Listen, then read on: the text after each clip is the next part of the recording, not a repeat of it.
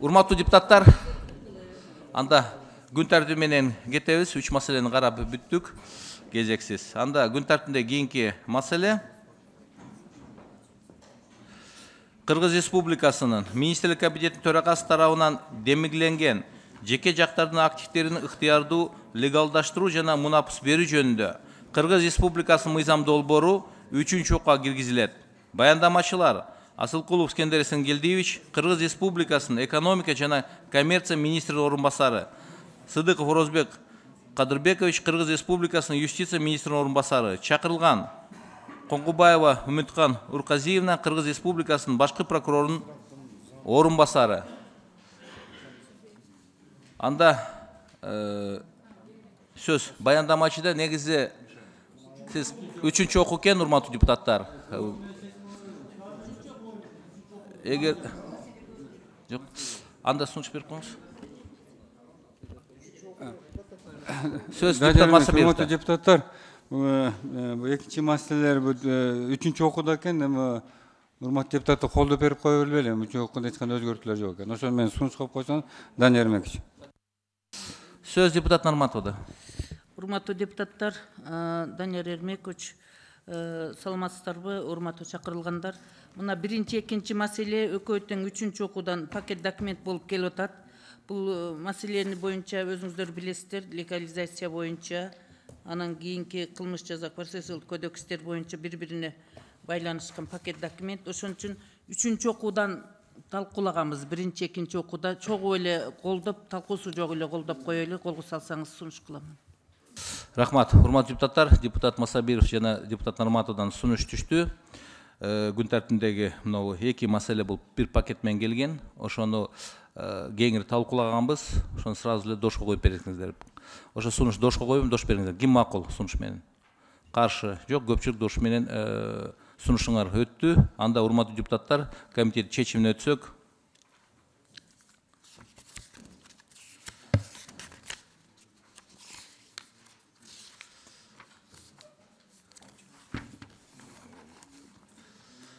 Комитеттин чечими жеке жактардын активтерин ыктыярдуу легалдаштыруу жана мунапыс берүү жөнүндө Кыргыз Республикасынын мыйзамынын долбоору жактырылсын жана Кыргыз Республикасы Жогорку Кеңешине аны 3-окууда кабыл алуу сунушталсын. Комитеттин чечимин дошко коем, дош бериңиздер. Ким макул? Каршы жок, көпчүлүк дош менен аталган мыйзам долбоору 3-окууда кабыл алынды. Ошондой эле пакетте кеткен экинчи мыйзам комитеттин чечими Кыргыз Республикасынын айрым мыйзам актыларына өзгөртүүлөрдү киргизүү жөнүндө Кыргыз Республикасынын кылмыш жана процессуалдык кодекси, Кыргыз Республикасынын кылмыш жаза кодекси, Кыргыз Республикасынын мыйзам долбоорлору жактырылсын жана Кыргыз Республикасынын Жогорку Кеңешине аны 3-окууда кабыл алуу сунушталсын. Комитет чечим дошко коем, дош бериңиздер. Ким макул?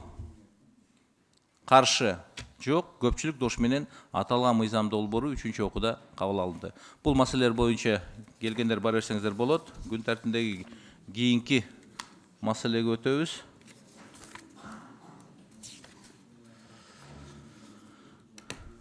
Кийинки маселе Кыргыз Республикасынын Жогорку Кеңешинин депутаттары депутат Бекешев, Атамбаев, Абиров тарабынан демилгенген Кыргыз Республикасынын турак жай кодексине өзгөртүүлөрдү киргизүү тууралуу Кыргыз Республикасынын мыйзам долбоору 3-окка киргизилет. Баяндамачы Бекешев Дастан Далабаевич, Кыргыз Республикасынын Жогорку Кеңешинин депутаты.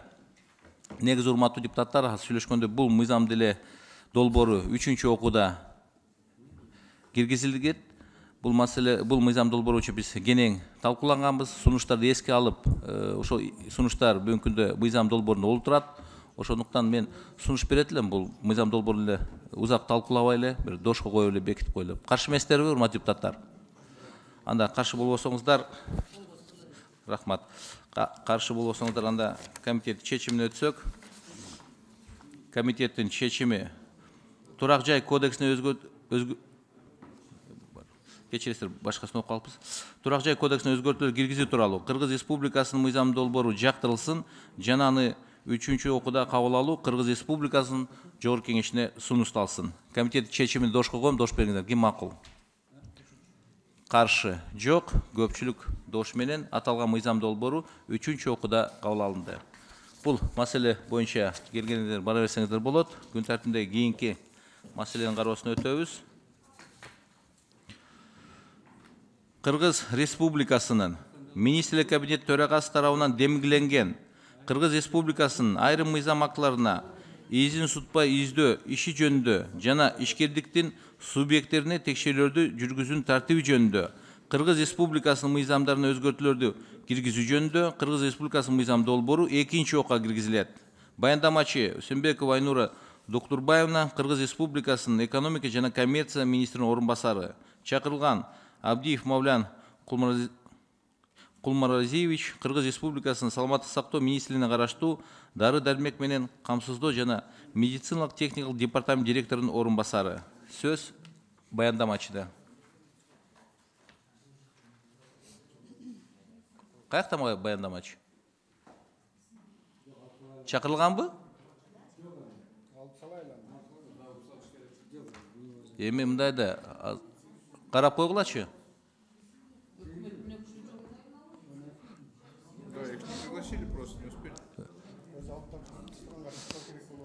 Өкмөттүн өкүлү, сиз бияктасызбы? Айтылганбы? Айтылган, урматтуу Данияр Мекич, айтылган комитет официально берген телефон арабанчы. Анда урматтуу депутаттар, биз бул маселени 5-нчи карап турайлы кегиче. Каршы эмессиздерби? Данияр Мекич, азыр өкүлү келди, сураныштайт, жылдырып туралчы. Совещание болуп атыр деме. Сураныч, урматтуу депутаттар, азыр айтат. Каерде совещание болуп атыр? Yapın. Данияр Мекич.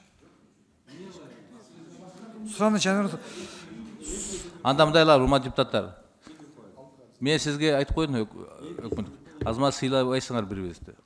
Эми бүгүн бул силерге маанилүү мыйзам болбосо, анда күн алып эле койгула. Анан биз карап баары чогулуп турса, силерге өзү баяндамачы келбесе бул кандай бул отношение? Ошондуктан, урматтуу депутаттар, күн тартибин алып эле коелу бүгүн. Каршы эмессиздерби? Анда мен сунуш берейин, ушул маселенин 4-чү маселенин күн тартибине алуу боюнча. Дош коем, дош менен. Ким макул? Каршы? Жок. Көпчүлүк дош менен кабыл алынды.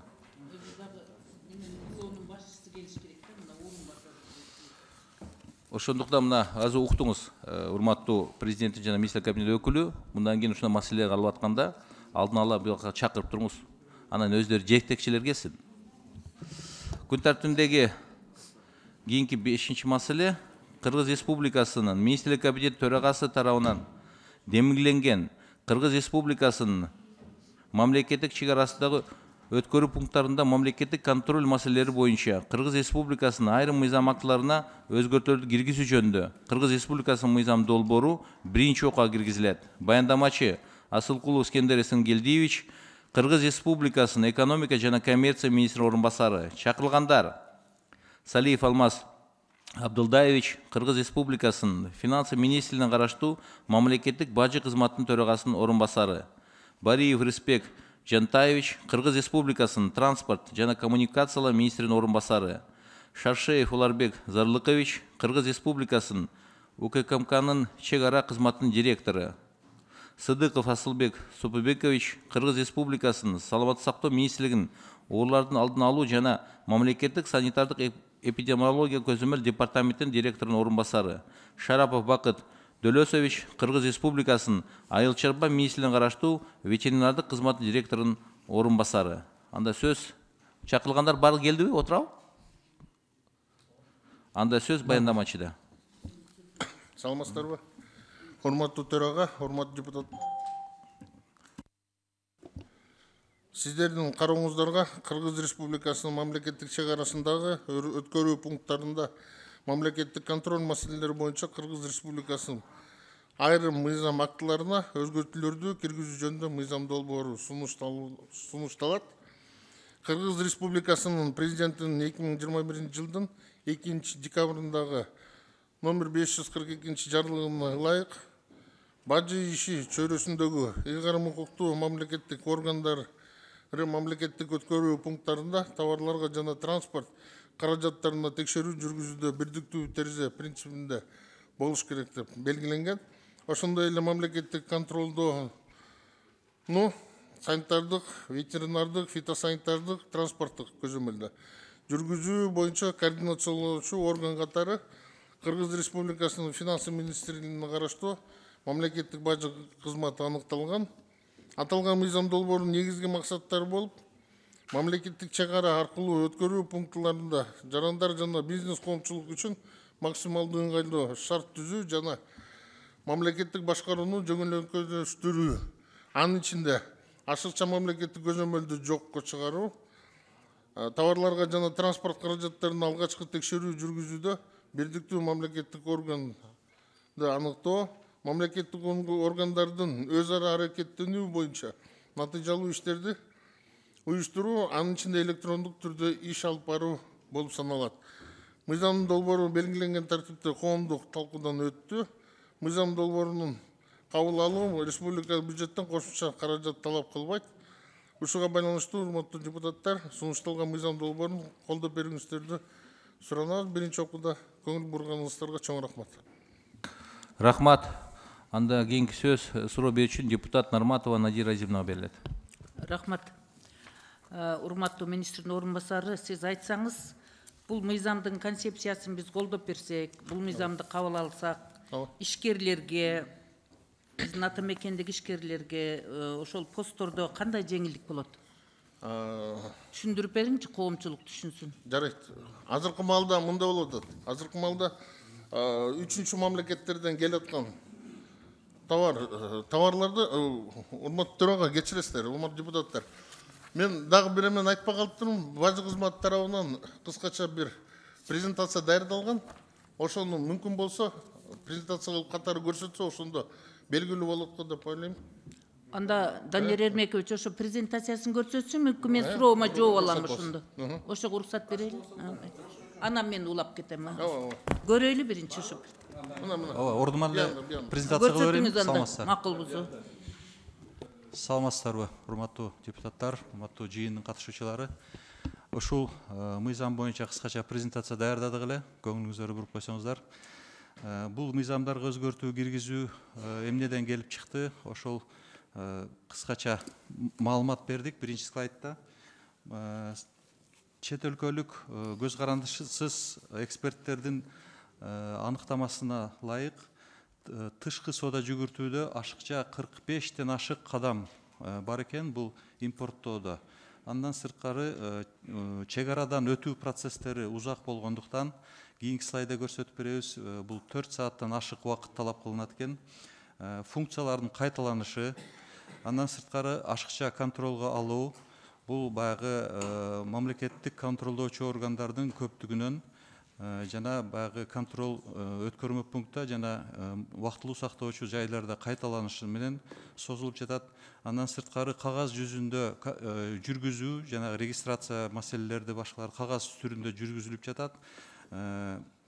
Ошол бардык иш аракеттер көп болгонуна карабай, контролдун сапаты көп жакшы болбогондугу болуп белгиленет. Экинчи слайдта жана жогоруда баяндамачы айткандай, Кыргыз Республикасынын президентинин Садыр Нуркожоевич Жапаровдун жарлыгына ылайык 4 пункттан турган тапшырма бажы кызматына коюлган. Алардын биринчиси чек арадагы контролдоочу органдардын координациялуу органы катары үчүнчү өлкөлөрдөн келип жаткан жүктөргө бажы кызматы аныкталсын деп бекитилген. Андан сырткары бажы кызматынын өнүгүү концепциясын иштеп чыгуу тапшырмасы коюлган. Ал концепцияны 2022 жылдын 8 апрелинде биз иштеп чыгып бекитип, ошонун үстүндө иштеп жатабыз. Андан сырткары бирдиктүү терезе өткөрмө пунктта принцип одной остановки киргизилсин деген тапшырма коюлган. Жалпы анан процесстерди оптималдаштыруу тапшырмасы коюлган. Кийинки слайдта байкап көрсөңүздөр, бул атайын 2 түстөн жасаганбыз. Мамлекеттик бажы кызматы бүгүнкү күндө процесстерин өткөрмө пункттагы процесстери автоматташтырылган. Бул баягы алдын ала берилген маалымат биздин бирдиктүү маалымат системабыз аркылуу өтүп, баягы бажы тарыздөөчү жайга чейин транзиттик декларация жазылганда да автоматтык түрдө өткөргөнгө мүмкүнчүлүк бар. Байкасаңыздар, азыркы күндө 6 контролдоочу органдардан өтүүсү зарыл. Бул жанагы эл аралык эксперттердин анализдеринин жыйынтыгы менен 4 сааттан ашык убакыт талап кылынат экен. Кийинки слайд. Биз сунуштап жаткан модель жанагы жогоруда айтылган алдын ала берилүүчү маалыматты бул мамлекеттик органдар менен бөлүшүп, алардын баягы тобокелдиктердин биздин маалымат системага киргизип, тобокелдиктер аркылуу тигил же бул жүккө контролдоочу органдардын барып контроль кылып өзүнүн жумушун аткаруу сунушталып жатат. Натыйжасында өткөрмө пункттан товарлардын өтүүсү 30 мүнөткө чейинки убакытка кыскартуу деген план коюлуп атат. Түшүнүктүү болуш үчүн акыркы слайдты, кийинки слайд көрсөтсөк, бул ушуну менен бирге өткөрмө пунктта контроль баягы контролдоочу функциялар азайганы менен контролдун сапаты жоголбойт. Анткени өткөрмө пункттан өткөн жүктөр баары вактылуу сактоочу жайга барып, бажы тариздөдөн өтөт. Ал жерде сөзсүз түрдө жалпы баягы уруксат берилүүчү кагаздарды бергенден кийин гана бажы кызматы окончательный баягы чечимин кабыл алып, жүктөрдү бош кое бергенге мүмкүнчүлүк болот. Кыскача баяндамам аяктады. Рахмат. Рахмат. Сөз суроо берүүчүн сиз уланта бересиз. Мен берилген маалыматтан түшүндүм. Ошол эле баякы менин суроома жооп бериңиз. Министрдин орун басары. Жарайт. Мен мисал катары келтиртейин. Азыркы маалда орточо эсеп менен бир 400 машина өтүп атат. Ушу 400 машина азыркы учурда ар бир ушул жерде турган кызматтын терезесине кирип, каттоодон өтүп, өткөрмө пунктларда. Анан кийин бажы тариздөчү жайга кетип атат да. Жеткерилип, ошол жерден дагы бир сыра текшерүү жүргүзүлүп атат. Бул ыкманын эмнеге керек дегенде, алдын ала берүүчү маалымат система аркылуу келет, бажы системасы аркылуу 400 машинанын 20сы тийиштүү болсо, мисалы үчүн ветеринарлык көзөмөлгө туура келе турган болсо, анда ошол 20 машина гана ошол жерге кирет, текшерүүсүн өттүрүп, каттоосун өттүрүп, андан ары бажы тариздөчү жайга барат. Калган 380 автоунаа ветеринарлар менен эч кандай байланыш болбойт да, түздөн түз. Ушул эле ыкма бөлөк кызматтарга дагы колдонулат. Бүт баары тең автоматташтырылган системанын аркылуу берилет. Бул жерде тобокелдик системасы иштетилген, управление рисками деп. Ошонун негизинде бүт автоматташ түрдө жүргүзүлүп турат. Ошонун негизинде биздин жүк ташуучулар 4 сааттан ушу жарым саатка чейин кыскартайлы деген маселени туруп атат. Өткөрмө пунктунан өтүү боюнча убактысын. Мен түшүндүм сиздин айткан сөзүңүзгө. Ошондо биздин ата мекендик ишкерлерге жеңил болуп калабы? Ооба. Жана автомобиль транспорт боюнча өсүмдүктөрдүн карантин жөнүндө мамлекеттик чек ара кызматтары, ветеринария боюнча кызматтарынын пикири кандай болуп атат ушул боюнча? Чогуу иштеп чыктык. Пикир эми карама каршылык жок азыркы учурда. Себеби мен ушундай түшүндүм, немеге бажы кызматындагы жоопкерчиликте бир служба жоопкерчиликти толугу менен алганы жакшы менимче. Себеби ар бир посттордо өтө эле көп службалар бар да. Кереги бар дагы, кереги жок дагы, жанагындай инспекциялардын көпчүлүгү ошол посттордо отуруп алгандагы ата мекендик ишкерлерди гана кыйнаган, убакытты уттурган фактылар өтө көп. Ошон үчүн дагы ата мекендик ишкерлер, жанагы фирмалардын жетекчилери, ошо жүк ташуучулар, жеке ишкерлер бүт наразычылык болот дагы, анан жаманатысына таможняга ала берет да. А берки жанында жүргөн службаларга эч ким эч нерсе деп айтпайт дагы. Сын сунуштар ошо таможнянын кызматкерлерине гана болуп калат. Ошондуктан мына мыйзамдын долбоорун менимче бүгүнкү күндөгү татаал таможняда болуп аткан ар түрдүү тескери пикирлерден кутултат деген мен сунушту айткым келет. Ошон үчүн ушул мыйзамдын долбоорун концепциясын колдоп берейлик. Анан экинчи окууда биздин комитетке келгенде ар кандай сын сунуштар болсо берсек болот. Сиздерди мен биринчи окуудан концепциясын колдоп берүүгө чакырам. Рахмат сиздерге. Рахмат. Кийинки сөз суроо берүү үчүн депутат Масабиров Талайбек Айтмамбатовичке берилет. Рахмат, Данияр Ермекович. Урматтуу депутаттар, урматтуу чакырылгандар. Мен да жакшы презентация кылып бердиңиз. Мен мына комитеттерге ар бир депутатка слайдын эмен электрон почтага берип койсоңуз, аркы слайдтарды ар бирине мындай түшүнүктүү болуш үчүн. Анан мында мен бир суроом бар эле да. Ветеринардык жана өсүмдүктүк гарантия, анан чек ара кызматкерлер бери келгенде, ошолор ушул мыйзам долбооруна өзүнүн ой пикирлери кандай? Макулсуңарбы? Бу отурбайбы? Чек ара кызматкерлер, чек ара бул паспортты көзөмөлдө, паспорттун көзөмөлү турабы? Чек ара. Саламатсыңарбы? Чек ара кызматынын директору Шаршеев Ларбек Зарлыкович. Биз жалпысынан концепцияны колдойбуз. Туура эмне дегенде чек ара кызматынын биз өтүп аткан адамдарга текшергендик байланыштуу калган иш-чарабыз биздики калып атат и колдойбуз таможнянын сунушун. Рахмат. Негизги чек ара деген көзөмөлдө орган паспорт режимге өткөн сиз чек ара кызматкерлер да түшүнүктүү. Бирок негизи мына азыр слайдта көрүнүп турат. Кээ бирлер айтат, жок, бул да бир эле кызматка турууга келип калабы дейт. Бирок эми биз жана санаптештирүү, цифровизация дейт. Жанагы единый актыны бир жерден бир кызматкер алса, жана көзөмөлдө туура бир ишкер 4 саат турат экен. Азыр мына слайдта айтат, буну жарым саатка чейин кыскартып болот экен. Бул эми биздин ишкерлерге бул жерде ыңгайлуу шарттар түзүп берип болот да. Негизи мен көп деле сүйлөйм, азыр Найразим айтып кетти. Урматтуу депутаттар, бунун үчүн биринчи концепцияны колдоп берүүгө чакырып кетет элем. Рахмат. Рахмат. Кийинки сөз суроо берүү үчүн депутат Маматалиев Марлен Абдрахмановичке берилет. Рахмат. Урматтуу Минэкономдун өкүлдөрү, таможня айтсаңыздар, азыр мага мына буквально кечээ күнү сообщение келди эле. Ошол айдоочулардан да 4 саат отпайсыңарбы? Айрым учурларда 6 саатка чейин, 7 саатка чейин туруп калтабыз дейт. Бул канчалык чындык?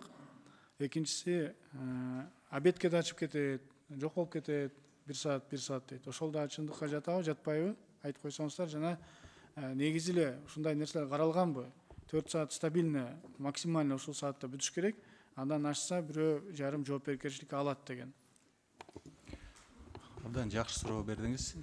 Бул туура айтасыз, 4 сааттан ашык 11 саатка чейин турган күндөр дагы бар экен, учурлар бар экен. Бул баягы эл аралык эксперттер деп эдим, ошолордун анализдерин, исследованиясынын негизинде чыккан. Бул жерден биз берген убакыт бул орто эсеп менен берилип атат да. Бул аябай чоң көрсөткүч деп ойлойм. Андан жанагы экинчи сурооңуз боюнча биз санариптештирүү аркылуу өзүбүздүн маалымат системага доступ берген атабыз бул госоргандарга. Ошол жерден кайсы убакытта кандай чечим кабыл алынды, полностью фиксация болот. Бүгүнкү күндө кагаз жүзүндө жазылган болсо, ошол жерден бардык неме көрсөк болот да. Ар бир чечим боюнча канча убакыт талап кылынды, эмне чечим кабыл алды, бардыгы ошол системада көрсөтүлүп турат. Мен ойлойм, ошол болуш керек да, анткени эгерде антпесе атайын чозуп, анан адам баласына ушундай возможность түзөт экен, батыраак чечип берди, анан акча предлагать этет экен. Туурабы? Ошондуктан мен ойлойм, саатын мөөнөтүн дагы тактана жазып коюш керек, жоопкерчилигин жана обед деген маселесин да чечип берип койбойсузбу? Андай болбош керек деп ойлойм. Эми смен деп иштесе болот да. Алар эми тамак ичсе, башкалары күтүп отурса, анда андай туура эмес маалымат. Жокпу? Андай маселе болбойт. Сөз түрдө бул анда жана жоопкерчилик жагын жана убактысын карап берип сөз түрдө. Рахмат. Рахмат.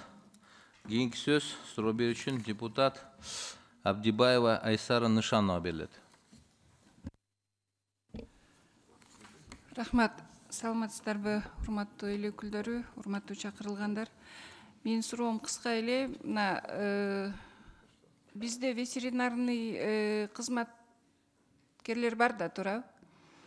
Ар бир чыккан товарды текшергендей эле, кайра кирген товарды да текшересиздер да, ошондой элеби? Ооба. Ошондо бизде мына кече Тойбос боюнча тиги Россия тарап бизге претензия коюп атпайбы? Ошондой бизде болду, деги болгонбу?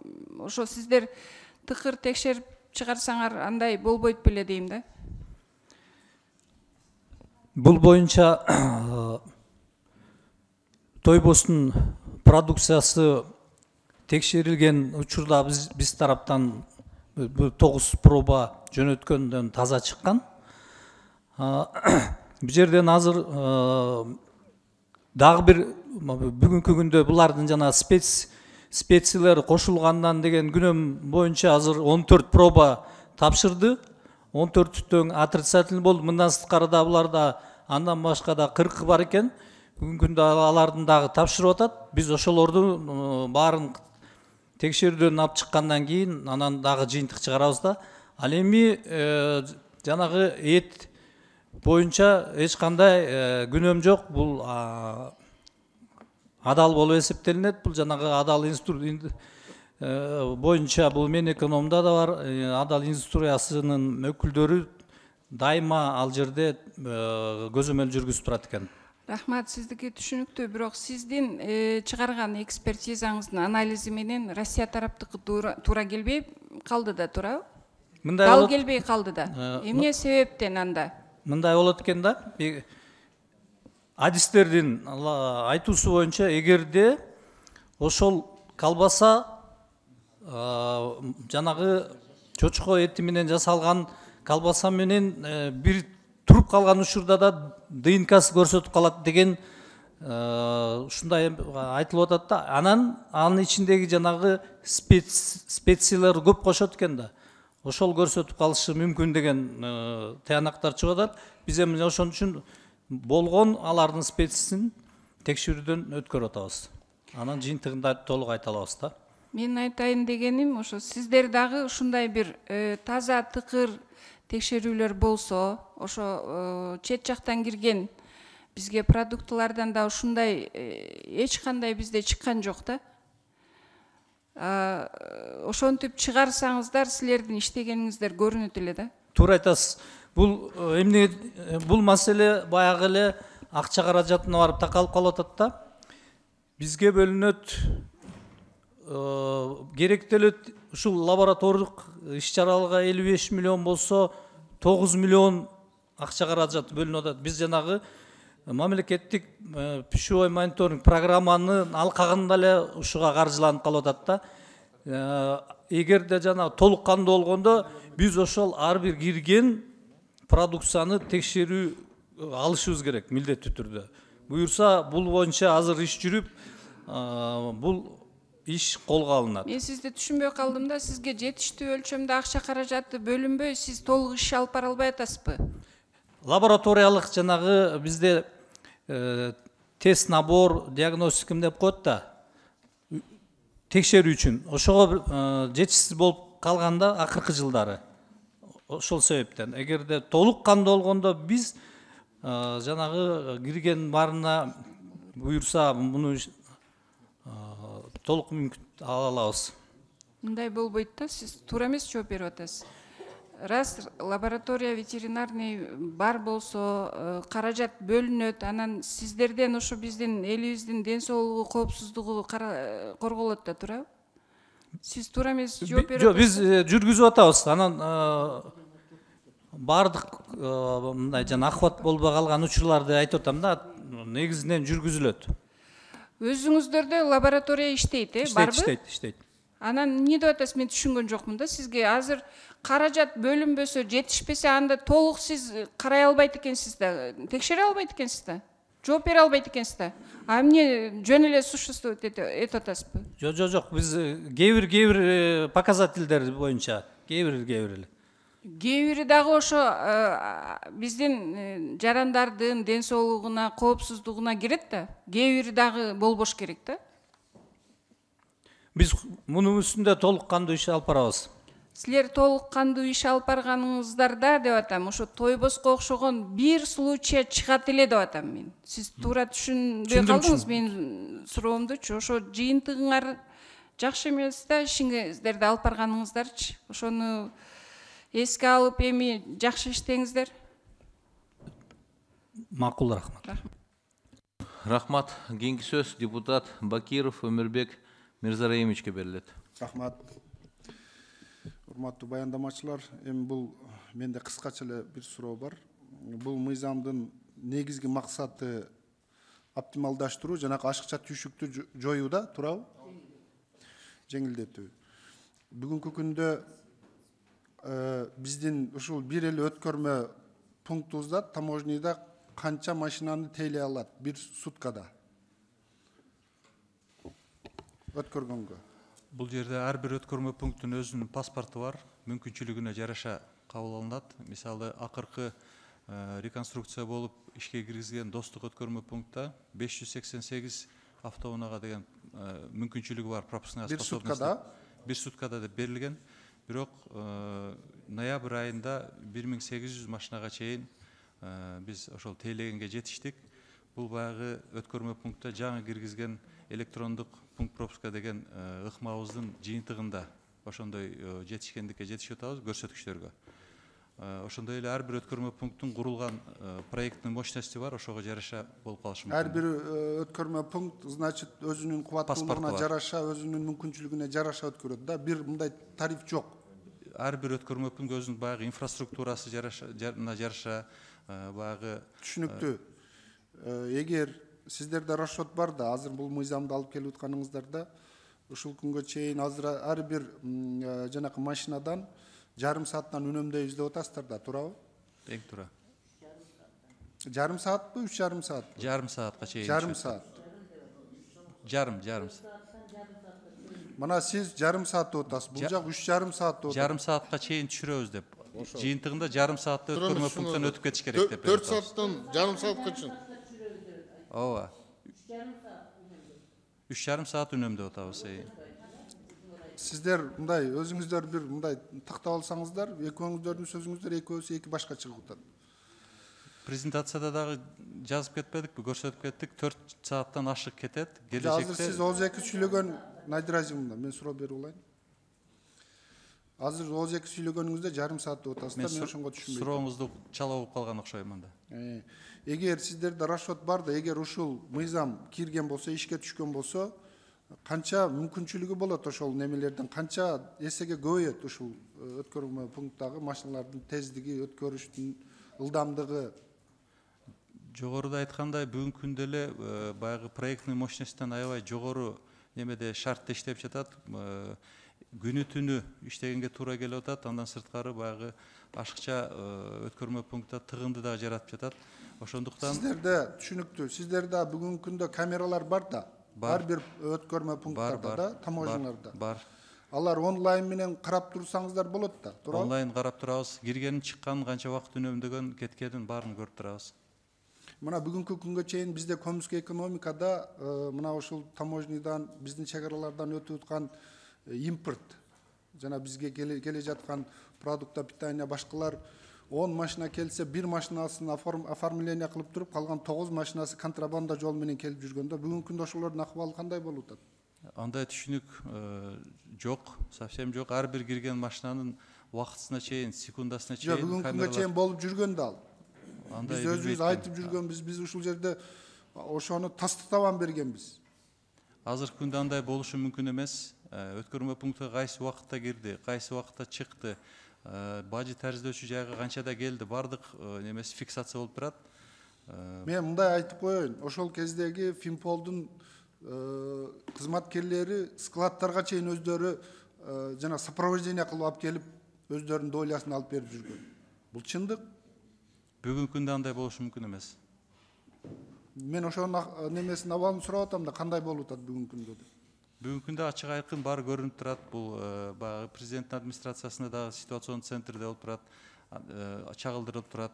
Андан сырткары бул система камералар эле онлайн эмес, аналитикасы менен. Бул кайсы түстөгү автоунаа кирди, номери кандай, унаа менен. Сиз биздин бажы кызматынын орун басарысыз? Төрагасынын орун басары болом. Түшүнүктүү, рахмат, мен башка суроом жок. Рахмат. Кийинки сөз депутат Бекешев Дастан Далабаевичке берилет. У меня просто коротко отвечайте, ладно. Я правильно понимаю, мы делаем это в пунктах пропуска, где есть таможенные органы, правильно? Так точно. Теперь смотрите, такой вопрос. Ветеринарный, фитосанитарный, какой еще контроль? Карантинный контроль. Транспортный контроль. Транспортный контроль. Вот эти все три, сколько видов контроля получается? 4, да? Ветеринарный, фитосанитарный. В настоящее время 6 видов контроля. Нет, 6, да? На пунктах пропуска, да. Вот смотрите, ветеринарный, фитосанитарный, транспортный, карантинный. Какой еще контроль? Санитарно-эпидемиологический контроль. Так. Транспортный и паспортный контроль, пограничный контроль. Пограничный тоже контроль у вас таможенным органам надается, да? Нет, ни в Нет, коем да? случае. Ну хорошо. Теперь смотрите, тогда такой вопрос. Вы с других ведомств забираете же себе штатную единицу, получается? Нет, не забираем. А как будет? Мы собираемся на пункте пропуска автоматизировать все процессы, проводимые бизнес-процессы, проводимые всеми госорганами. То есть по всем видам контроля обращаются к вам, вы передаете им и по принципу единого окна выдаете назад? На основе поданной ПИ в нашу систему мы предоставляем доступ ко всем госорганам, которые исключат бумажную регистрацию товаров. То есть система управления рисками будут показывать для того или иного госоргана проведение контроля того или иного. То есть ветеринары будут контролировать только товары, которые идут и касаются только ихнего контроля. Только их. Там санитарно-эпидемиологически только их, и Так все. точно, Они в да. другие уже виды товаров лезть не будут. А координацией всем этим будете вы заниматься? Через систему управления рисками. Да, а вам для этого разве денег не нужно? Вот откровенно скажите. У нас информационная система уже есть. Мы ее в настоящее время модернизируем. У нас также работает инженерно-техническая группа из 27 человек, разработчиков. Мы своими силами это можем сделать. Нет, то есть сейчас средств не нужно, штатных единиц дополнительных не нужно? Никак нет.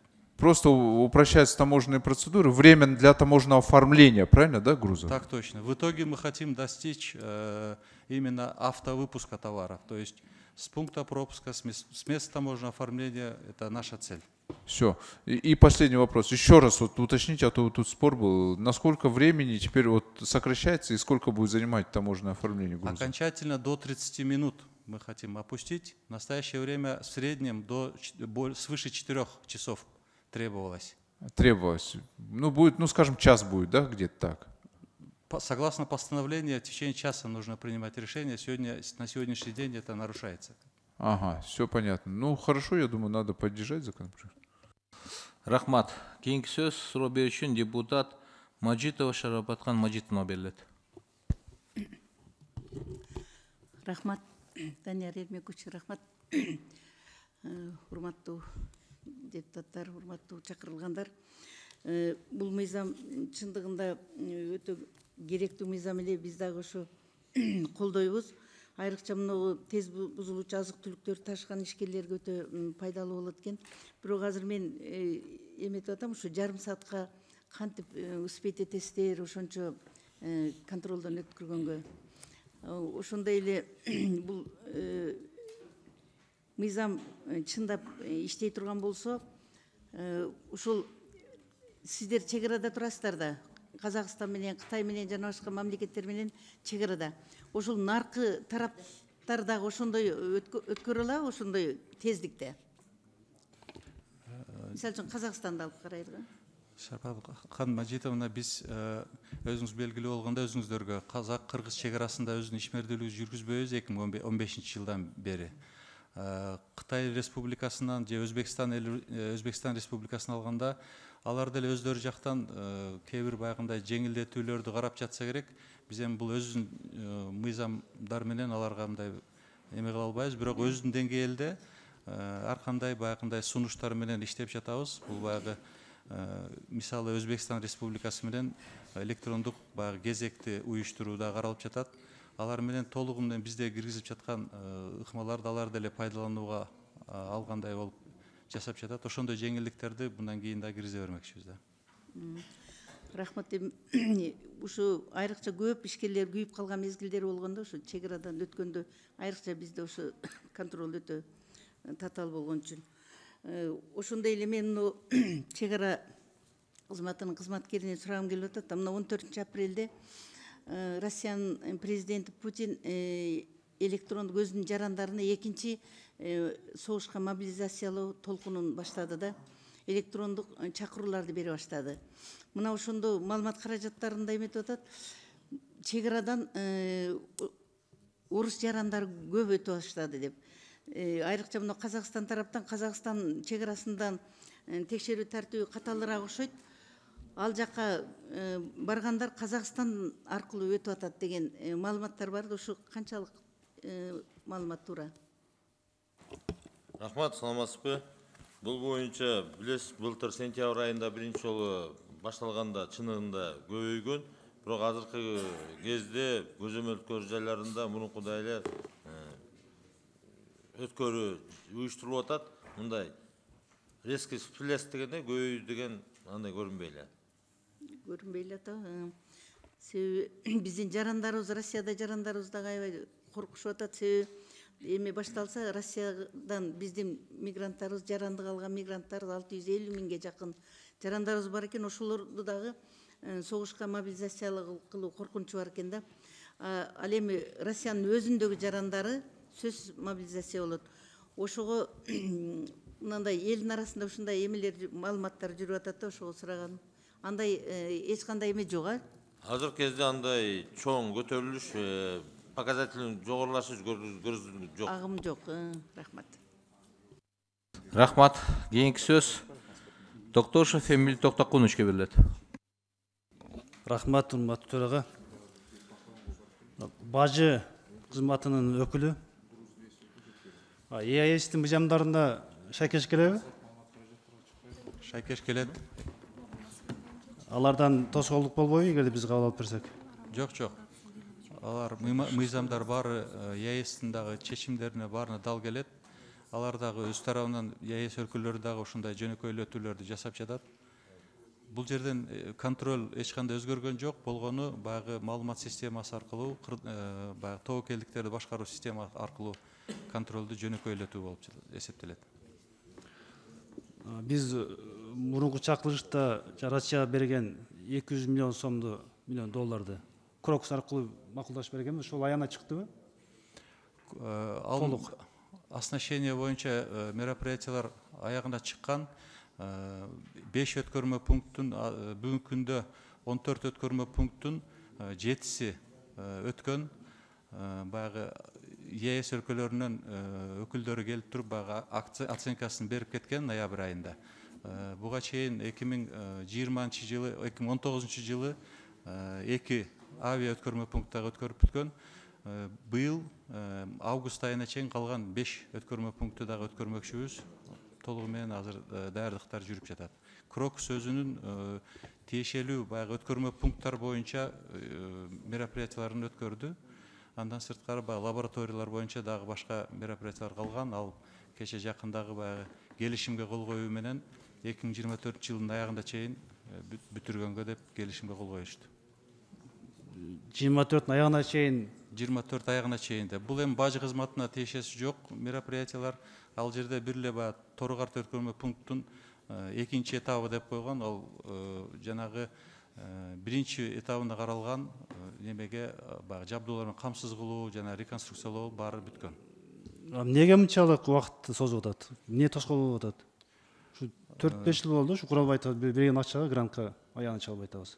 Ооба, баягы неме убагында, пандемия убагында 2 жылга жакын, 1,5 жыл булар жумуш кыла албай токтоп калган. Ошо негизинде ушундай сроктор жылып кеткен. Кийинки суроом, акыркы суроо. Статистика Кытай менен Кыргызстандыкы ар дайым эки башка чыгат да. Ушу боюнча иштеп атасыздарбы? Качан Кытай менен Кыргызстандын статистика бирдей чыгат? Буга эмне себеп?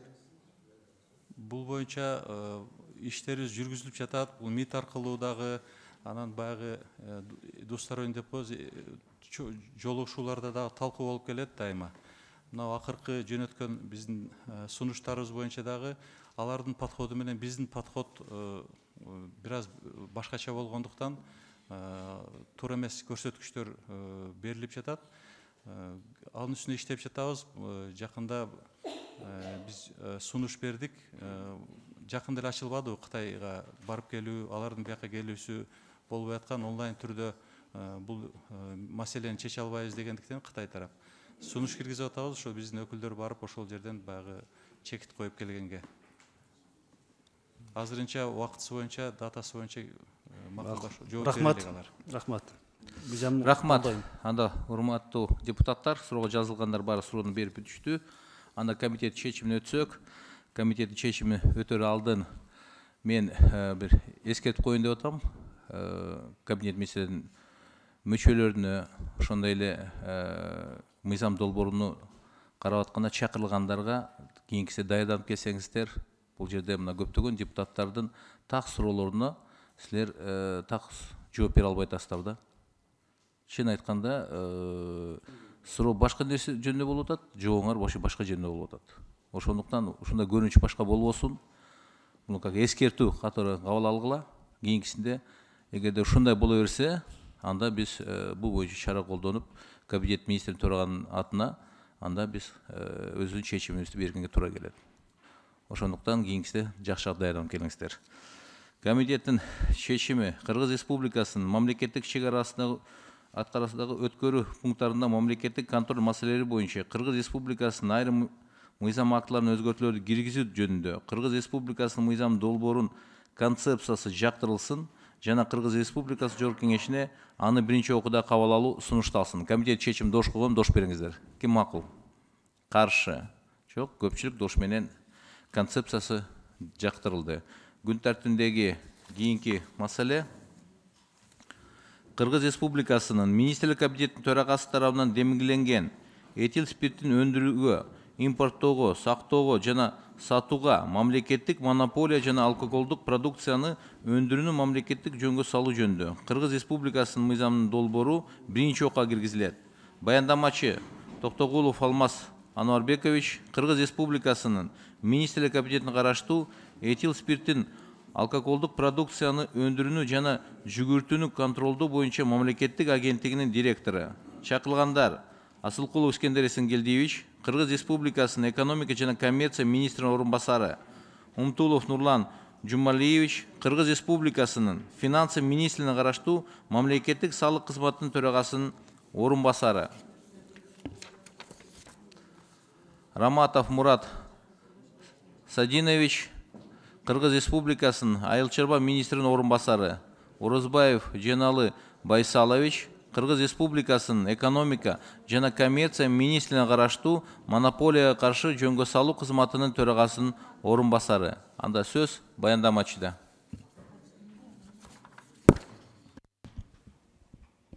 Урматтуу Данияр Эрмекович, урматтуу комитет мүчөлөрү. Этил спиртин өндүрүүгө, импорттоого, сактоого жана сатууга мамлекеттик монополия жана алкоголдук продукцияны өндүрүүнү мамлекеттик жөнгө салуу жөнүндө Кыргыз Республикасынын мыйзам долбоору бюджет, экономика жана фискал саясат боюнча комитеттин биринчи окууда кароосуна киргизилип жатат. Ушул мыйзамдын максаты Кыргыз Республикасынын аймагында этил спиртин өндүрүүнүн, импорттоонун, сактоонун жана сатуунун укуктук негиздери белгилөө, ошондой эле алкоголдук продукцияны өндүрүүнү натыйжалуу мамлекеттик жөнгө салууну камсыздоо болуп саналат.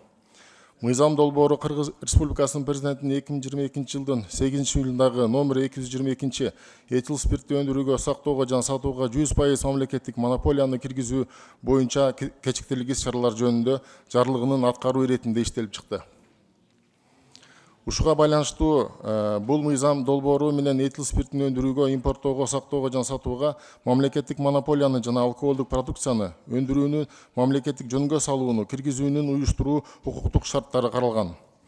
Муну менен катар алкоголдук продукциянын өндүрүүнү жана жүгүртүүнүн жүзүгө ашыруучу юридикалык жактарды, ошондой эле алкоголдук продукцияны чегене сатуу, жүзүгө ашырууну жеке ишкерлердин милдеттери регламенттелген. Анын ичинде этил спиртин өндүрүүгө, импорттоого, сактоого жана сатууга мамлекеттик монополияны жана алкоголдук продукцияны өндүрүү мамлекеттик жөнгө салуу милдеттери. Экинчи, этил спиртин жана алкоголдук продукцияны өндүрүүгө жана жүгүртүүгө талаптар. Этил спиртин жана алкоголдук продукцияны өндүрүү жана жүгүртүүнүн шарттары каралган. Бул долбоорду кабыл алуу социалдык, экономикалык, укуктук, укук коргоочулук, гендердик, экологиялык, коррупциялык терс кесипеттерге алып келбейт. Мыйзам долбоору боюнча коомдук талкууга өткөрүлгөн. Бул мыйзамдын жүзүгө ашыруу республикалык бюджеттен кошумча финанса чыгарышлар талап кылынбайт. Мыйзам долбоору ишкердик ишин жөнгө салуу багытталган эске алуу менен жөнгө салуу таасиринде талдоо жүргүзүлгөн. Жөнгө салуу таасирин талдоонун жыйынтыктары боюнча сунушталган жөнгө салуу мамлекеттик монополия мамлекеттик жөнгө салуунун максаттарына жетүүгө алып келет деген чечим чыгарылган. Сунушталып жаткан мыйзам долбоору ишке ашкан учурда алкоголдук кармактын мыйзамсыз жүгүртүүдөн этил спиртин жана алкоголдук продукцияны кескин түрдө азайышына алып келет жана мамлекеттик бюджетке акциз салыгы боюнча 2 миллиарддан ашыкча кириш алып келет деп божомолдонуп турат. Урматтуу Данияр Эрмекович, урматтуу комитет мүчөлөрү, сиздерге сунушталып жаткан этил спиртин өндүрүүгө, импорттоого, сактоого жана сатууга мамлекеттик монополия жана алкоголдук продукцияны өндүрүүнү мамлекеттик жөнгө салуу жөнүндө Кыргыз Республикасы мыйзам долбоорун биринчи окууда карап чыгып, колдоп берүүңүздү суранабыз. Рахмат. Сөз Бекешев Дастан Далабаевичке берилет. Урматтуу Данияр Эрмекович, бизде бир кыскача бир презентация бар эле, презентациясы. Ошону бир 5 мүнөттүк. Вообще, урматтуу депутаттар, жакшы болот эле, бул маселени мындай дыкат менен карасак, себеби ошол отраслды жакшылап караш керек да, бул өтө прибыльный отрасль. Анан Карабалтинский спиртовый заводко барсак, вообще биздин комитет ошол жерге барса, таанышса, сонун болот эле да, себеби биз азыр чындыгында жөн эле азыр теоретический размышления кылып атабыз да. Этиловый спиртке биз монополияны киргизип атабыз, туурабы? Мамлекеттик монополияны. Туура. Башкаларга жок, монополия. Жок, только этил өндүрүш. Только этил. Анан башкаларга аракка, мисалы, андай ой жокпу? Жок, андай ой жок. Мисалы, ошол эле Аю заводду азыр национализация дейбизби, кустуризация дейбизби, билбейм, иш кылып кандай дейбиз, анан бирок мамлекеттики болуп калды, туурабы? Азырынча бул жерде кыскача айтып кетишим керек. Бул Аю компаниясынын общий бул эмеде бренд. Сөздүн ачыгы бул бир ай мурун Токмок бул спирт заводунда мыйзамсыз иштер болгон. Ал жерде биз тараптан жана совместно МВД чогулуп 264 тонна спирт, этил спиртин мыйзамсыз чыгарып жаткан жерден кармалган булар. Бул иш азыр тергелип жатат МВДда. Анын ичинен дагы ошо Аю заводунун ичинен дагы 12 000 бутылканы ашыгыраак акцизди баягы самопал акцизи менен кармалып атат. Ошол боюнча бул 264 тонна спирттин өкмөткө болгон ушерпи биз божомолдоп атабыз. Акциз налогу где-то бир 110 миллиондон ашыгыраак акча экен. Жок, анан бул конфискация боло турган товар болуп атат да? Жок, түшүндүм. Өзү завод Аю ушу мамлекетке уже таандык болуп атабы, же кандай? Жок, азырынча мамлекетке таандык эмес, бирок менин угушумча өз ыктыяры менен буга чейинки биз ошо сиздерге астыңызда презентация кылабыз деген себебибиз 2013 жылдан бери бир айырбы кылганбыз Минэконом менен чогуу. Где-то упущенная выгода бир 19 миллиарддан ашык болгон. Себеби ушу Аю компаниясы рынокто бир 80% Аю компаниясынын товары болгон да. Монополист болгон. Монополист болгон да, почти. Жок, учурунда бизде Карабалтинский спиртовый завод монополист болгон, туурабы? Бул жаңылык эмес азыр. Туура 10 жылга чейин болгон. Да. Анан тескерисинче болуп калды да. Айтсаңыздар, эми азыр кандай болуп атат? Уже мамлекеттик монополия кайсы учурундан баштап иштеп атат? Мамлекеттик монополия 2022 жылдын 8 июлунан баштап. 8 июньден, да? Жок, а вот именно в силу качан кирген? Указ мели кирди, пока күчүнө киргенче ишу. Сентябрь 2022. 1 сентябрь, ошондон бери канча доход ошол монополиядан канча биз доходду көрдүк, ошону сурайм деп атам да. Сизге ошо презентация кылып берсекпи азыр? Абдан түшүнүктүү болот эле да. Жакшы болот эле, анан урматтуу Данияр Эрмекович, мен бир сунушту киргизет элем да. Биз негизи ошол жерге барсак, себебертен эле депутаттар бизден сурайт да, мисалы, мейли силер карадыңар бул маселени, силерге ишенебиз, бирок силер карадыңарбы ушул тармакты, кандай иштеп атат, эмне болуп атат? Жакшы болот эле да ошол жерге барсак. Давайте, может, презентация, уруксат болсо, может, 5 минут презентация укпайлуу.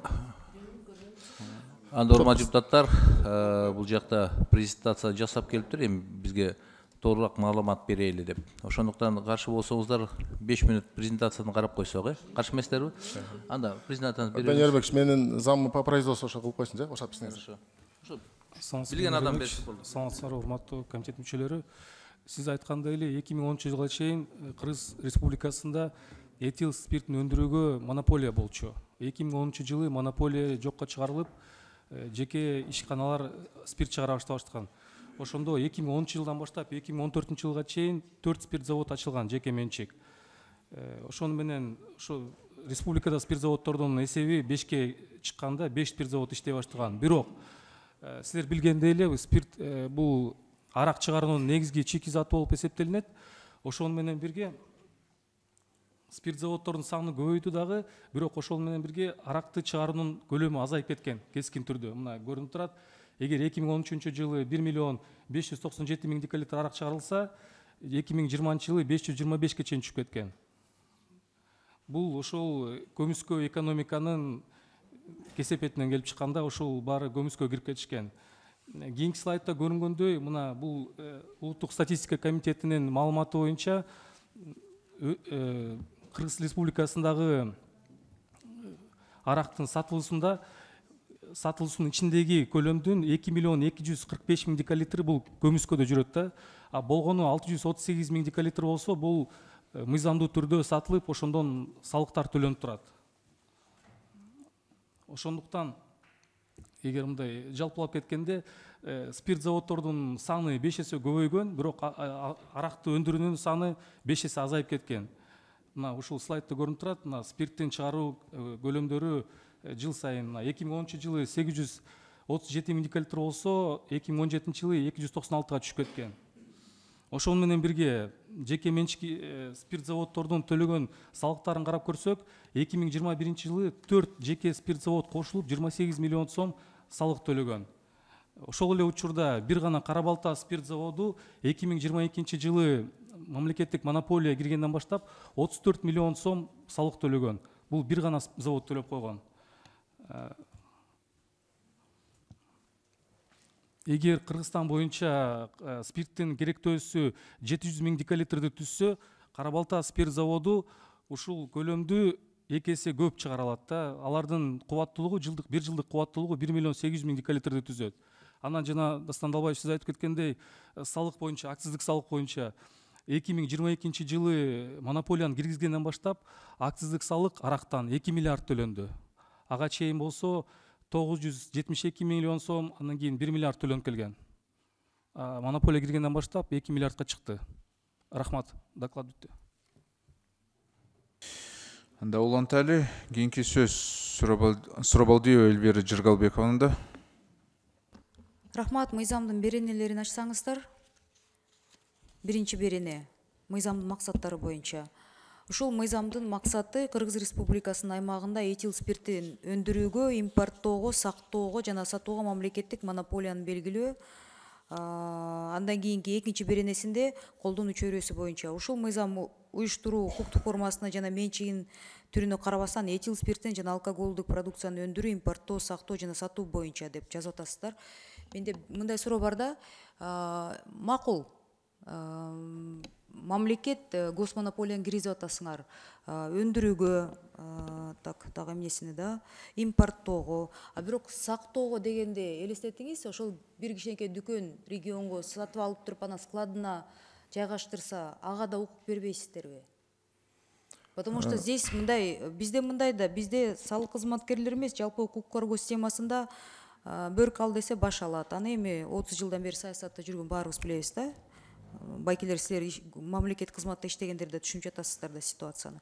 Анан бул жерден деген сактоону киргизсек, эртеңки күнү за хранение деп ошол адамдар даже бир партияны сатып алса дагы сактоого да мындай кандайдыр бир шарт түзүлбөш керек десеңиздер, ушу менен биздин мамлекеттик ошол ишканага бир поддержка кылам деген ниетти кылып атасыңарбы, же кичи бизнести мындай чоң рискиге алып келеби деп мындай ошону просто эске алынбай жатканыңыздарбы?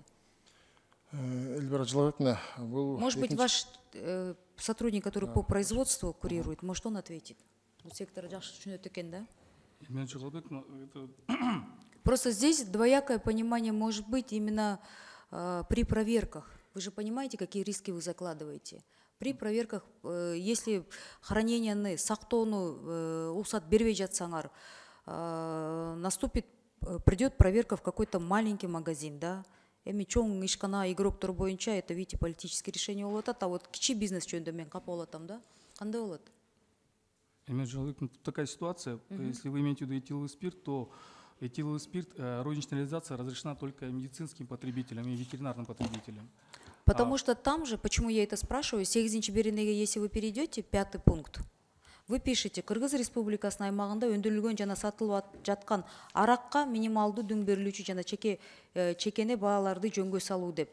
Вот здесь-то вы, например, про подмену понятий, да? Арак – это в переводе на русский язык водка, правильно? Так точно. А алкогольная продукция, это включает в себе там все, и водка, и там, я не знаю, коньяк, ром и все остальное. То есть у вас здесь именно в понятийном аппарате, да, и в обозначениях такая вот, ну, интересная игра слов, да. Потом это не может быть использовано. Я только о рисках при проверках малого среднего бизнеса пекусь, да.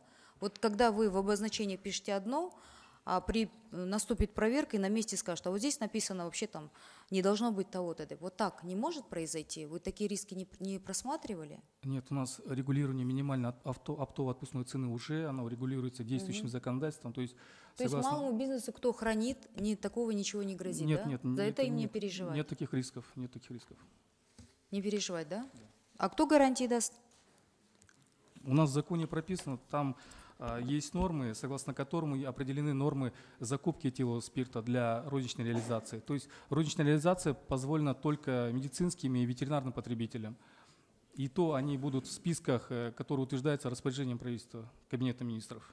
Ну, я вам вот здесь или более точно пропишите, да, чтобы не было таких вот подмен понятий при проверках. Но я об этих, например, я об этом сейчас вот переживаю. Хорошо. Врать не буду, я переживаю. Анан розничная продажа чекене деп жазып атасыздар, да? Чекене сатуу. Этил спиртин жана же алкоголь продукцияны жүгүртүү, импорт, экспорт, сактоо, дүң жана чекене сатуу деп муну понятияларды берип атасыңар, да? И эмнеге, давайте уже по пунктам пройдем. Вот үчүнчү беренеде почти аягына келгенде мындай бир противоречие бар, да? Этил спиртин жана алкоголдук продукцияны жүгүртүү, бул тире импорт, экспорт, сактоо, дүң жана же чекене сатуу деп жазып атасыңар. Ошондо 7-чи берененин 1-чи пунктунда, так, часть 1 статьи 7, 7-чи берене 1-чи пунктунда противоречие болуп калып атат, да? Чекене сатууну кошпогондо даяр продукциянын көлөмүндө 9%-дан ашык этил спиртин камтыган коньяк спиртин. Просто могу эки беренени окуп койсоңор, вы поймете, да? Вы сами здесь противоречит друг другу вот это предложение. Это первое чтение же, поэтому посмотрите, пожалуйста, да? Анан дагы бир нерсе, 6-чы берене боюнча Кыргыз Республикасынын этил спиртин өндүрүүгө, импорттоого, сактоого жана сатууга мамлекеттик монополия белгиленет. Ал мамлекеттик ишканалар тарабынан гана жүзөгө ашырылышы мүмкүн деп жазып атасыңар. Мага бир нерсени тактап бергиңиздерчи. Мамлекеттик ишкана бул 100% мамлекеттик менчиктеги госдоля 100% госдолябы же бул 51% госдолябы деп кандай мындай определениясы кандай болот? 51би же 100%? 100, да? 51 болбойт. Жок, 100%. А эгер арак сатуучу ишкана мисалы 51% мамлекеттин долясы болуп калса кандай болот ошондо? Бул мыйзам кандай болуп калат? Андай болбойт, да? То есть только 100%. Да, 100% монополия, да. Именно. Ну, это монополия касается именно спиртовых заводов, не просто вот, заводов. Нет, я задаю вопросы, которые впоследствии могут иметь, бизнес может иметь проблемы. Да, ребят, я просто реальный сектордан келген адам катары, да? Для производства этилового спирта, только арака тешес жок бул. Хорошо, дальше пройдем. 7-чи беренеде вы пишете, Кыргыз Республикасынын аймагында жайгашкан чет өлкөлүк инвестициялары бар ишканалар алкоголдук продукцияны өндүрүү Кыргыз Республикасы мыйзамдарына каралган тартипте жүзөгө ашыра алат. Буяк жагы кандай болуп калат? Биз чет өлкөлүк доля инвестициялар бар ишканалар дегенде биз кимди түшүнөбүз? Бул алкоголдук ишканалар боюнча этил спиртине тиешеси жок, бир гана алкоголдук. арақ чыгарса болот же башка то есть аяка деген имеется в виду ага сейчас бул только этил спирти боюнча монополия болду производство чет өлкөлүк инвестициялары бар алар ишканалар кире берет алко производство кыла беришет бияктан арак чыгарышы коньяк только этилдик спиртке да этил спирт боюнча анан дагы бир тактоочу нерсе президент деген кабардан чыгып алып айтып атат да как конфискация болду деп правильно президент интервью расмий түрдө айтып атат министр экономики амангелдиев мырзабыз айтып атат өз ыктыяры менен берди сиз бизге тактап бериңизчи өз ыктыяры менен бердиби же конфискация болду президент чындыкты айтып атабы же министр экономика чындыкты айтып атабы элбир суроо биякта мен комментарий мындай кылсам бул негизи президент айтканы сөзү бул баягы табылган 264 тонна бул биздин мыйзамдын негизинде бул конфискация болот 164 тонна спирт. Анда министр экономики мындай эметип аткан бирок ошол эле жерде ушу компаниянын жетекчилиги менин угушум боюнча азыр ошол эле жерде не бывает фуги менен жары же бери деп айтпайсыңар фуги менен бул меморандумга кетишип ушу безвозмездный өз ыктыяры менен өткөзүп берүү меморандум түзүп атышат азыр. Так конфискация или этот өз ыктыяры менен тапшырдыбы? Ну, товар, основном товар, который изъятие товара, это конфискация болот. Президент чыгып айтып атпайбы? Аю өз конфискация болду. Министр экономики бизге келип алып, парламентке келип айтып атат.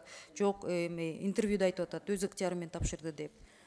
Мындай кичине мындай неме надо как-то согласованно действовать, да? Анан 5-чи берене де жазып атасыздар.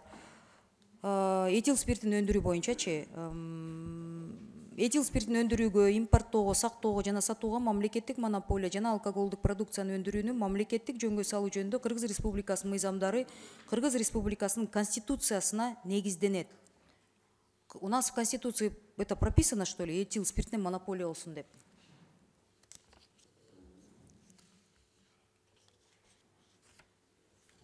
Өкмөт аябай мындай мыйзамдарды алып келгенде президент уят кылып жатасыңар да.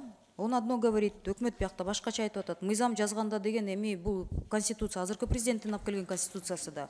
Андай сөздөрдү мен тапкан жокмун ал жерден. Жооп бересизби?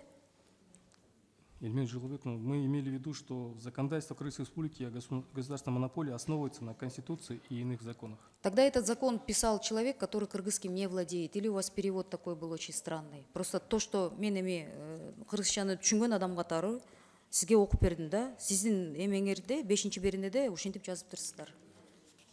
Мындай жөнөкөй жаран буну кийин мыйзам эмеге чыгат да, гезиттерге чыгат да окуса, ал ошентип түшүнүп калат да, бул конституцияда ошентип жазылыптыр деп. Ошону оңдоңуздар. Анан 8-чи берене эске аласыздарбы? Эске алабыз. Пересмотрите, вы поймете, о чем я говорю. 8-чи берене 5-чи пунктунда мына мен айтып кеткендей Кыргыз Республикасынын аймагында өндүрүлгөн жана же сатылып жаткан аракка минималдуу дүң берилүүчү жана чекене бааларды жөнгө салуу. Аракка дегенде водка или алкогольная продукция. Же ушуну деген арак деген сөздү алкоголдук продукция деп же алмаштырыңыздар, же болбосо жанакы мен айткан продукция, башка продукция болду. Коньяк, ром, жанагы башкалары мындай кызыктуу болуп калат да, түшүнүктөрчү. Ошону тоже, пожалуйста, эске алып исправьте. Хорошо. Это вот из этих там замечаний, да? Бүттү? Жок, акыркы, кечиресиз. Дасан Далбаевич, просто много же, новый закон, здесь сравнительной таблицы нет, поэтому приходится вот так, переэтовать. 9-чи берене этил спирти жана алкоголдук продукцияны өндүрүүнүн жана жүгүртүүнүн шарттары просто тактоочу моментта. 2-чи пункт. Башка юридикалык жактар, ошондой эле жеке ишкерлер өндүрүүчү заводдун аймагында этил спирттин жана же алкоголдук продукцияны сактоону жана сатууну жүзөгө ашыруусуна тыюу салынат деп туруп, ошондо спирт бул сырье, они не имеют, мындай сактоого мындай неме жок деген. Ошондой түшүнүкпү? Ошону мага тактап бериңизчи, может, мен просто туура эмес түшүнүп алдым. Ушул пунктты түшүндүрүп бересиздерби? Эльмир Жылыбек, это имелось в виду, что на спиртовом заводе иными юридическими лицами запрещается хранить данный спирт, который изготовлен на этом спиртовом заводе. На территории завода. Ребят, вот извините, опять такой момент, да? хорошо, он купил на государственном заводе. Вы с государственного завода этиловый спирт чыгарган заводтун алып келди, сатып алды. Он его тоже хранить не имеет права? Да. На спиртовом заводе хранить запрещается. Коргоо органдарындай же мыйзамды жазган адамдар мындай туура бир нерсени түшүнүп алачы. Мен азыр түшүнбөй атам да.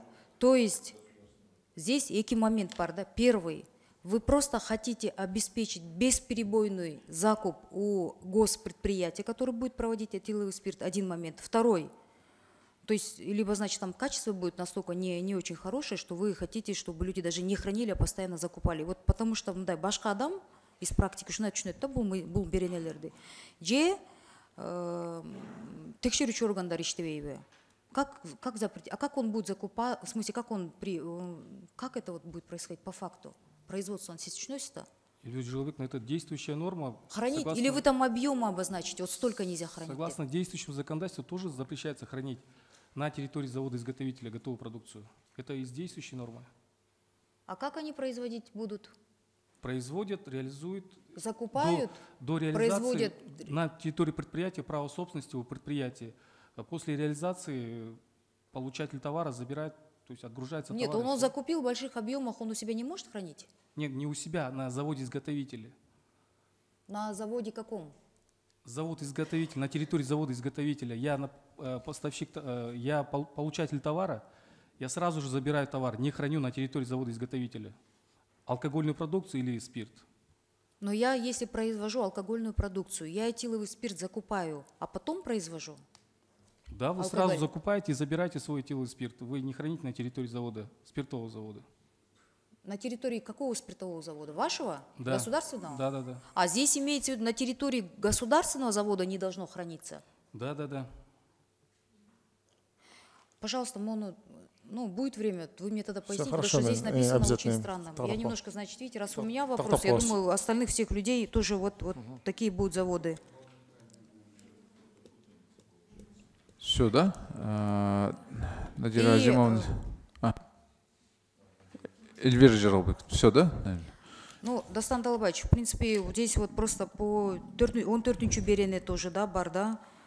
Чуть-чуть мыйзам долбоор өзү чоң, действительно. Аны талкууласак мындай кененирээк талкууласак сонун болот эле да.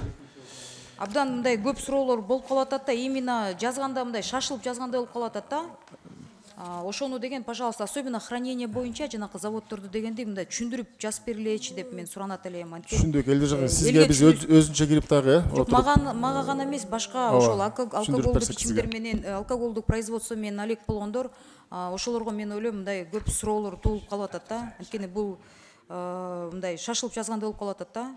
И орусча, кыргызча котормосунда так болсун, бири-бирине дал келсин да. Жарайт. Рахмат. Кийинки сөз Нарматова Назира Азимовна. Рахмат. Урматтуу баяндамачы, бул мыйзам мен биринчи окуудан келип атат экен. Бунун концепциясыны кабыл алсак дагы экинчи окууда комитетте кеңири карасак болчудай да. Мен сизге баяндамачыга бере турган суроом, бүгүнкү күндө бизден мамлекеттик деңгээлде виноводочный ошо арактарды, спирттерди чыгаруучу заводубуз барбы мамлекеттин эсебинде?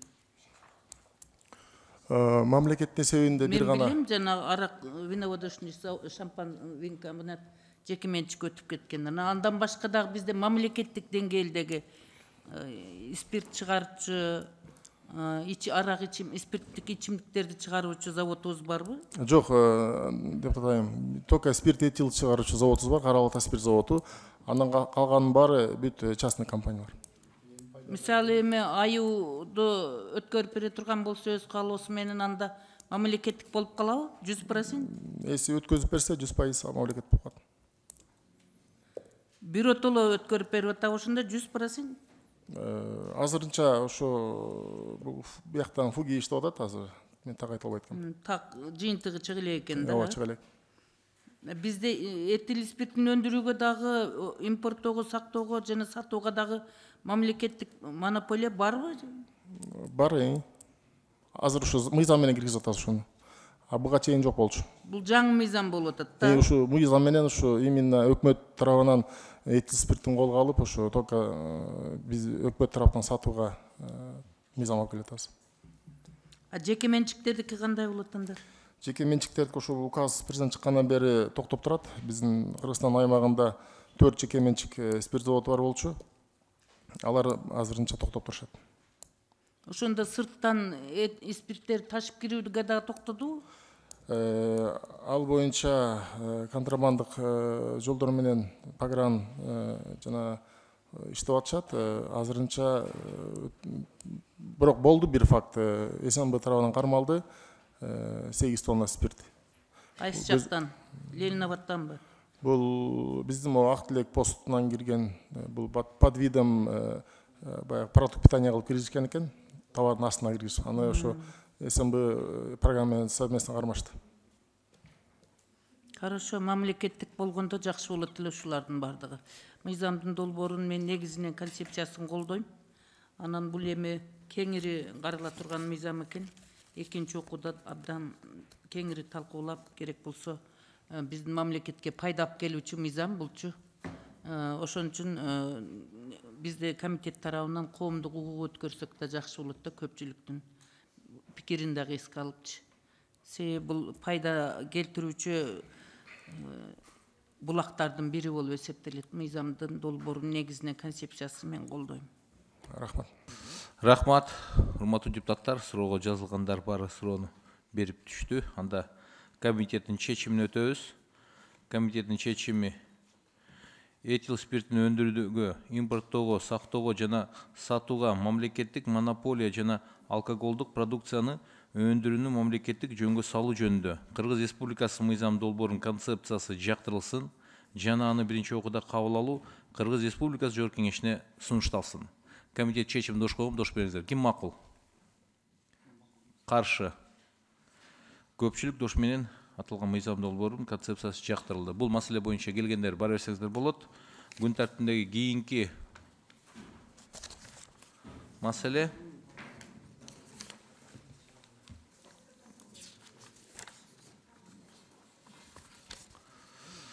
Кыргыз Республикасынын Министрлер Кабинетинин төрагасы тарабынан демилгеленген 2022 жылдын 1 декабрында Токио шаарында кол коюлган Кыргыз Республикасы менен Европа реконструкциялоо жана өнүктүрүү банкынын ортосундагы кредиттик макулдашууну Кыргыз Республикасынын транспорт жана коммуникациялар министрлигине караштуу Кыргыз темир жолу улуттук компаниясы мамлекеттик ишкананын инфраструктурасынын климатка туруктуулугун жогорулатуу боюнча долбоор жана 2022 жылдын 8 декабрында Бишкек шаарында кол коюлган Кыргыз Республикасынын транспорт жана коммуникациялар министрлигине караштуу Кыргыз темир жолу улуттук компаниясы мамлекеттик ишканасы менен Европа реконструкциялоо жана өнүктүрүү банкынын ортосундагы инвестициялык грант берүү жөнүндө макулдашууну Кыргыз Республикасынын транспорт жана коммуникациялар министрлигине караштуу Кыргыз темир жолу улуттук компаниясы мамлекеттик ишкананын инфраструктурасынын климатка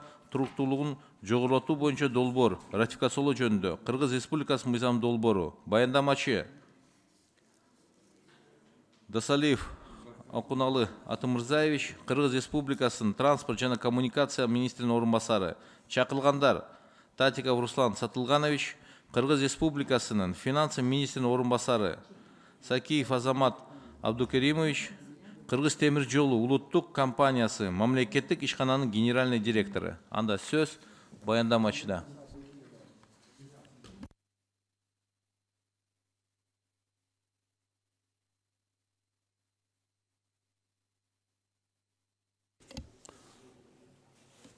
Урматтуу Данияр Эрмекович, урматтуу депутаттар, азыркы аталган мыйзам долбоорун сиздер менен макулдашууга алып келгенде колдоп бергенсиздер.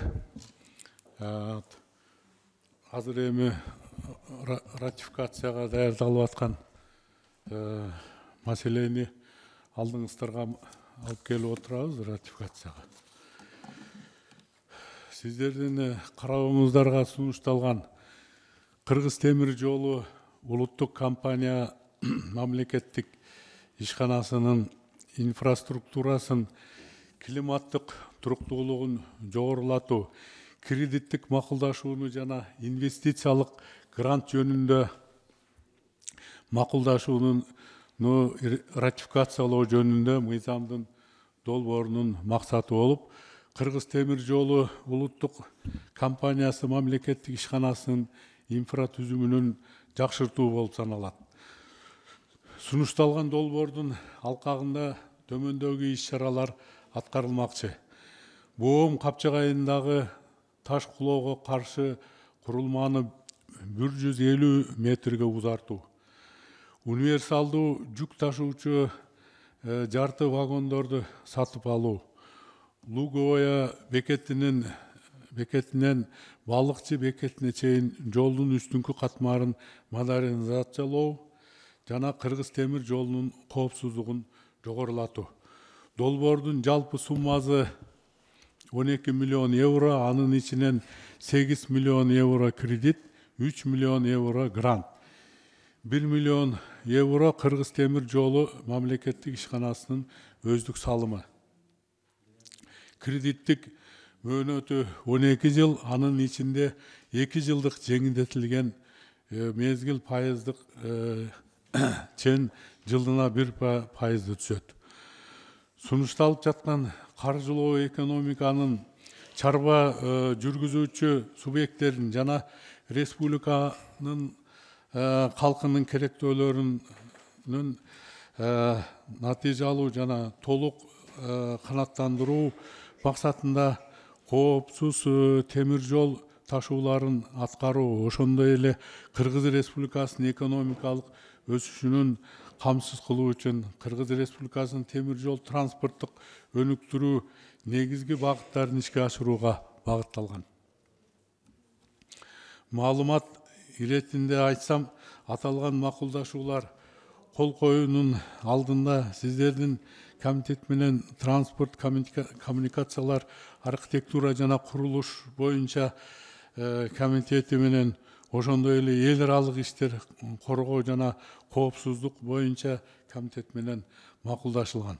Жогоруда айтылгандардын негизинде сунушталган мыйзам долбоорун колдоп берүүңүздөрдү өтүнөм. Көңүл бурганыңыздарга чоң рахмат. Рахмат.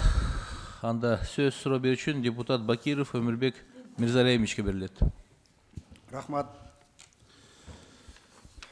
Баяндамачы, айтсаңыз, мына ушул 3 долбоорго экенде боом капчыгайы, вагон сатып алуу жана луговойго да. Ошол 3 ушул 3 маселенин долбоору барбы сиздерде? Мындай сметалык долбоору барбы? Азыр ушул маселе боюнча Кыргыз темир жол мамлекеттик ишканасынын генералдык директору отурат. Кеңирээк өзү жооп берсе, уруксат берсеңиздер, урматтуу. Анда сиз коя туруңуз, азыр мен кийинки суроо берейин, анан сиз жооп бересиз. Мына 8 миллион кредит, 3 миллион грант болуп атат да. Жалпысынан 11 миллион. Пайызы канча болуп атат? 1%. 1%. Канча жылга? 12 жыл. 12 жыл,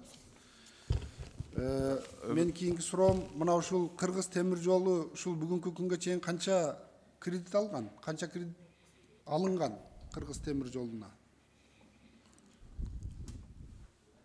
Жооп бериңиз. Саламатсыздарбы, урматтуу Өмүрбек Мырзалиевич. Сакиев Азамат, Кыргыз темир жолунун жетекчиси болом, башкы директор.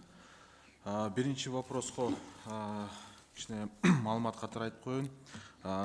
Процентная ставка в размере ошондо 1% годовых и плюс 6-месячный евробор 3,5% болуп калат. Ошо менен толугу 4. Же кыргызча жооп бериңиз, же орусча жооп бериңиз. Расмий тилинде айтып кетейинби анда? Рухсат берсеңиз. Айтыңыз. Получается процентная ставка в размере 1% годовых плюс 6-месячный евробор, что является на сегодняшний день это 3,5%, итого 4,5%. Мен кийинки суроома, жанакы мынау боом капчыгайына канча метр деп атасыздар? 150 метр. Жок, бул азыр процент боюнча айтып кетейин деп атам. Жок, мен кийинки суроома айтып атам. Хорошо. мына ошолордун немеси барбы сиздерде, сметалык базасы? Канча вагон сатып аласыздар? Ооба, бар. Азыр ушу айтып кетейин. Ошондо 3 компонент бар.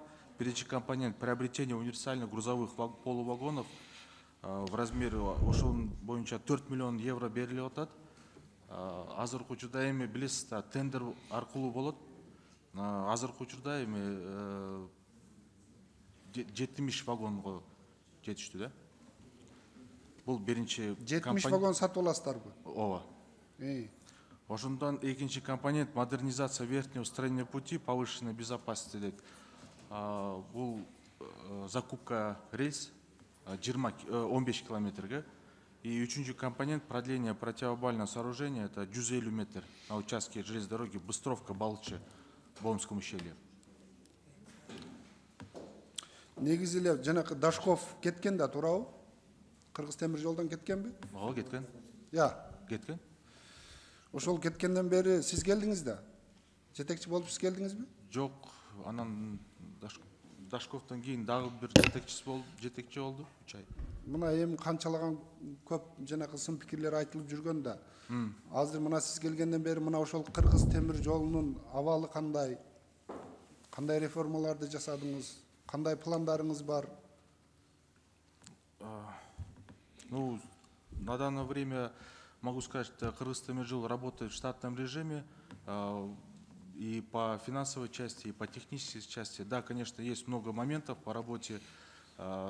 Мы сейчас работаем максимально по модернизации Кыргызской железной дороги. Первое — это внутренняя закупка полувагонов. В прошлом году, в 2022 году, мы закупились за собственные средства. За собственные средства 100 полувагонов. Также мы закупились 20 километров рельс. Ежегодно мы обновляем шпалы в верхней стороне пути, также нижняя. По проектам, большим проектам, у нас сейчас на данное время 4 больших проекта. Это строительство дороги Балчы-Хочхор республиканского значения. На данное время мы за прошлый год собственными силами построили 5 километров. В этом году, буйрса, мы планируем 15 километров построить. Также ранее мы прорабатываем вопрос по инвестиции.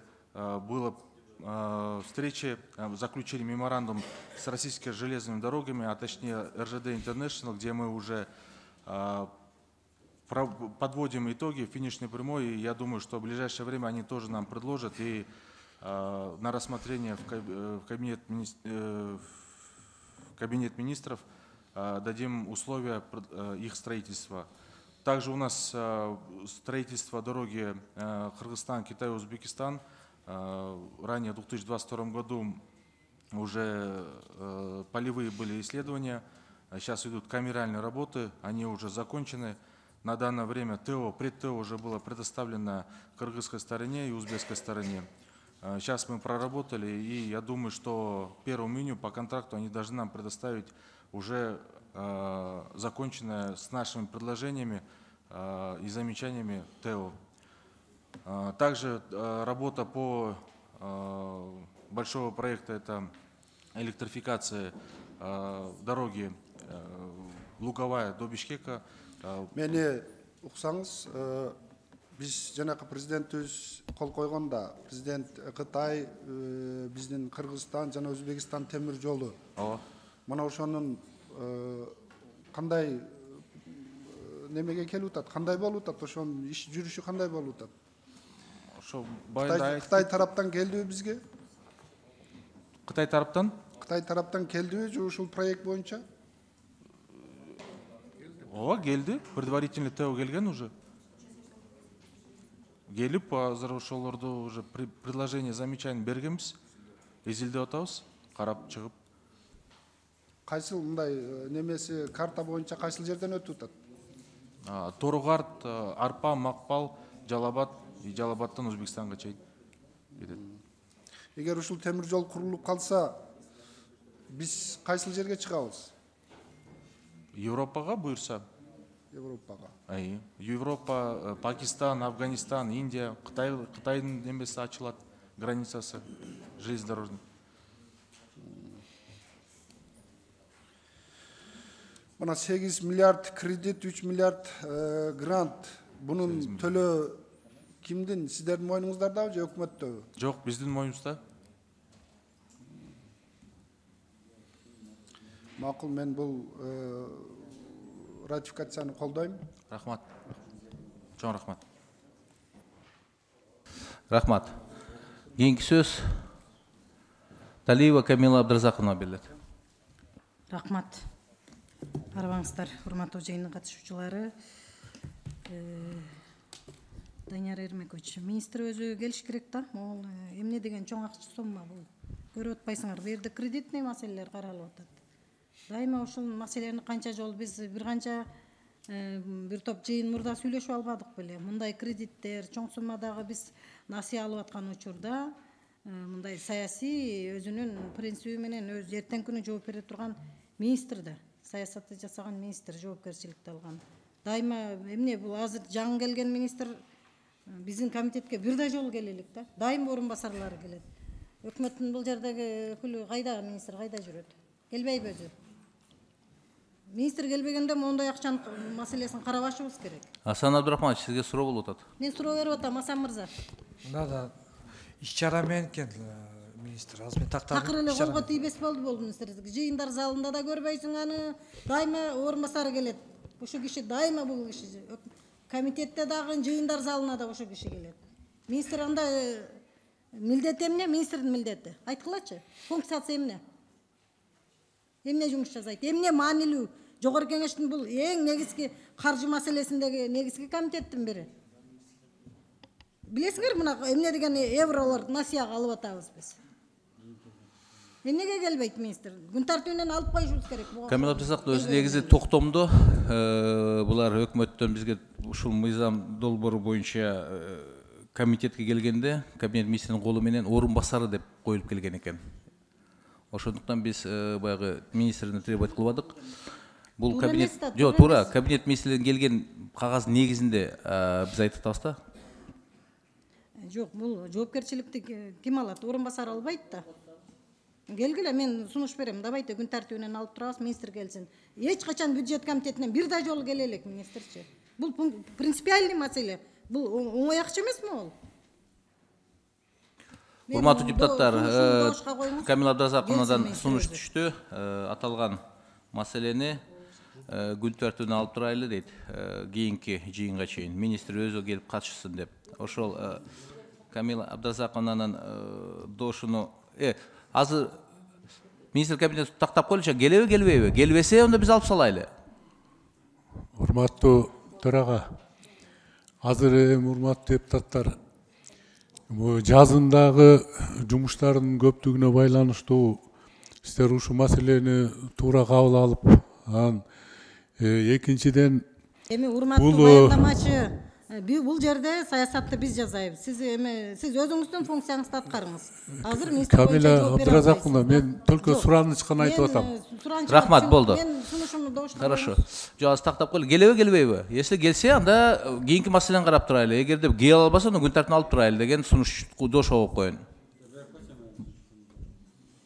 Сөз Кыргыз темир жолу кечиресиздер, биз бул долбоор боюнча Кыргыз темир жолу өзүнүн каражатынан төлөп баштайбыз да, өзүбүз төлөйбүз да.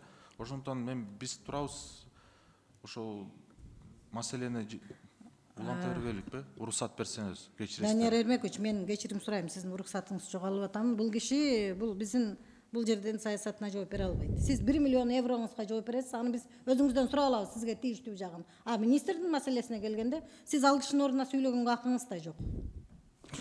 Рахмат. Элбек Жалалбековна. Могу неме боюнча тактасак болобу? Юра, как он называется? Юрибор, да? Да, ошондо Юрибор это 2 же 3% бе? Мен сунушумду добушка коюңуз, анан Да, Камила же ушуну как раз тактаганда тоже бир момент бар да. Биякта жазылган боюнча. Биз ошону 7-чи маселени тактап атабыз, туурабы? 7-чи маселе? Да, вот ушакта по эме боюнчачы, кредит боюнча. Мен сүйлөп бүтө эле келем да.